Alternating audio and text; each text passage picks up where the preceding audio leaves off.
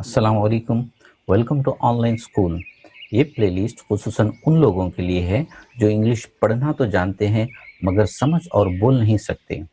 हमारे इन वीडियो की मदद से आप बहुत जल्द इंशाअल्लाह इंग्लिश समझ और बोल सकेंगे। आज के इस वीडियो में हम इंग्लिश के वो बुनियादी अल्फाज सीखेंगे जिसके बिना पर हम आगे चलकर जुमले बनाना सीखेंगे।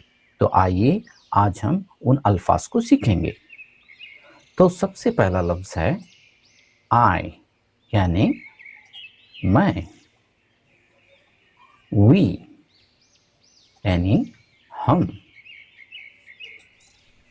यू यानी आप या तुम।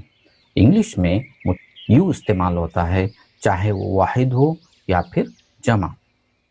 इसी तरह से शी यानी वो लड़की, ही यानी वो लड़का,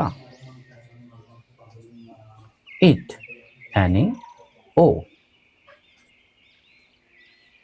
दे यानी वो सब। उम्मीद है ये अल्फाज आपको बहुत जल्द याद हो जाएंगे।